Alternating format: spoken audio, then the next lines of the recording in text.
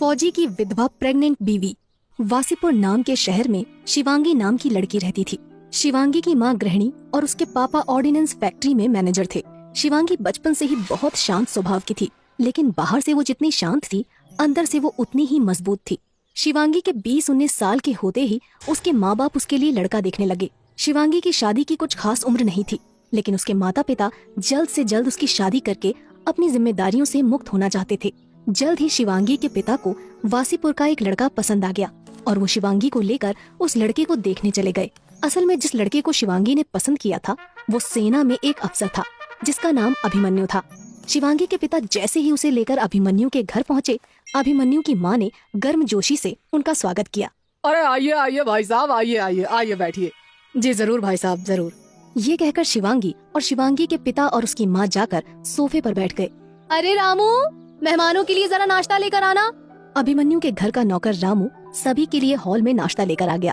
अभिमन्यु की माँ ने सभी को नाश्ता दिया और फिर शिवांगी को देखने लगी। भाई साहब, आपकी बेटी तो बिल्कुल परी की तरह सुंदर है। बेटा शिवांगी, तुम्हें क्या पसंद है? जी मुझे बैडमिंटन खेलना और खाना बनाना और किताबें पढ़ना बहुत पसंद है। अरे वाह, तुम्हें तो किताबों के साथ खेल कूद भी पसंद है। मेरा अभिमन्यु भी बिल्कुल तुम्हारी तरह है, तुम्हारी तरह शांत और खेल कूद और किताबों में भी उसकी बहुत दिलचस्पी है।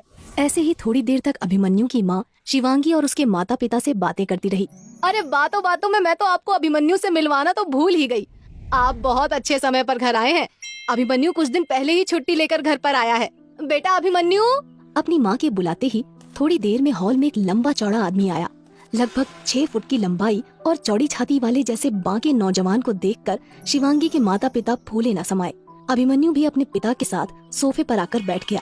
भाई मान गए, आपके बेटे जितना बाका लड़का तो मैंने आज तक नहीं देखा। इतना शांत और तेजवान लड़का तो नसीब वालों को ही मिलता है। लगता है मेरी बेटी बहुत भाग्यशाली है। भाई साहब, हमें तो आपका लड़का बहुत पसंद आया। अब तो बस आप जल्द से जल्द मुहूर्त निकलवाकर दोनों की शादी करा दीजिए बस। अभिमन्यु के माता पिता को भी शिवांगी बहुत पसंद आई थी। दोनों की ही हाँ पर शिवांगी के माता पिता ने सभी को मिठाई खिलाई। जल्द ही अभिमन्यु के पिता ने मुहूर्त निकलवाकर शिवांगी और अभिमन्यु की शादी तय करवा दी। 1 साल बाद जब अभिमन्यु फिर से छुट्टी पर आया तो शिवांगी और उसकी खूब धूमधाम से शादी कर दी गई। दोनों हनीमून पर अल्मोड़ा घूमने गए। ड्यूटी ज्वाइन करने से कुछ दिन पहले ही अभिमन्यु और शिवांगी वापस आ गए। जिस दिन अभिमन्यु वापस ड्यूटी जाने वाला था, उससे 1 दिन पहले अचानक शिवांगी को बहुत जोर से उल्टियाँ हुई। ज्यादा तबीयत खराब होने पर अभिमन्यु उसे डॉक्टर के पास ले गया, जहाँ उसे पता चला कि शिवांगी तो प्रेग्नेंट थी। ये खबर सुनकर अभिमन्यु बहुत खुश हुआ, क्योंकि वो अब बाप बनने वाला था। अगले दिन जब सुबह अभिमन्यु स्टेशन से अपने आर्मी बेस के लिए निकलने लगा तो उसका पूरा परिवार उसे छोड़ने उसके साथ आया। शिवांगी, हमारे बच्चे का ध्यान रखना। अब तो अगले साल ही इसका मुंह देख पाऊंगा। आप बिल्कुल भी चिंता ना करें, अगले साल आप एक नन्ही सी जान को अपनी गोद में खिलाएंगे। अभिमन्यु शिवांगी को गले लगाकर और अपने माता पिता का आशीर्वाद लेकर अपनी ट्रेन से बेस के लिए रवाना हो गया। धीरे धीरे समय बीतता गया और शिवांगी के बच्चे को अब 4 महीने हो गए थे। शिवांगी बेसब्री से अभिमन्यु के वापस लौटने का इंतजार कर रही थी कि कब अभिमन्यु वापस लौटे और कब वो अपने बच्चे को देखे। लेकिन किस्मत ने शिवांगी की जिंदगी में कुछ और ही लिख रखा था। अभिमन्यु के आने की तो कोई खबर नहीं आई, पर कुछ ही दिनों बाद अभिमन्यु के श्रीनगर में शहीद होने की खबर आ गई।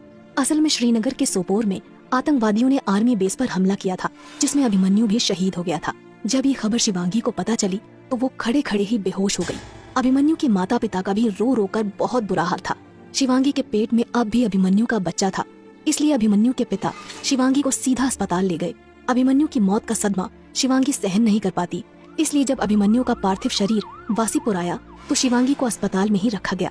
लेकिन पता नहीं कहां से शिवांगी को पता चल गया कि अभिमन्यु का शरीर वासीपुर आ चुका है और वो जबरदस्ती करके अभिमन्यु को आग देने आ गई।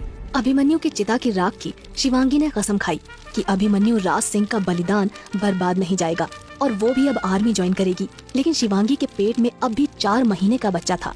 अभिमन्यु के माता पिता ने शिवांगी को इस हालत में ऐसी कसम खाने से मना किया, लेकिन शिवांगी की जिद देखकर उन्होंने उसका साथ देना सही समझा।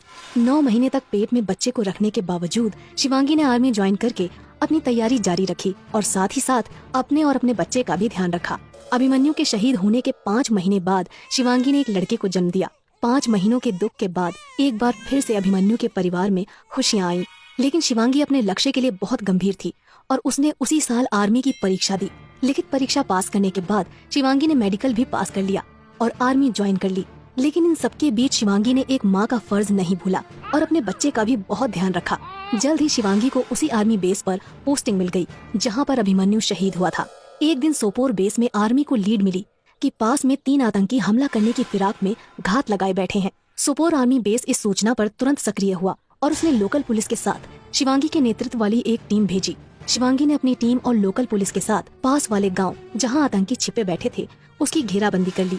लोकल पुलिस ने माइक्रोफोन से आतंकियों को बता दिया कि अगर उन्होंने सरेंडर नहीं किया तो आर्मी को मजबूरन फोर्स का सहारा लेना पड़ेगा। लेकिन आतंकी नहीं माने और उन्होंने अंधाधुंध फायरिंग शुरू कर दी।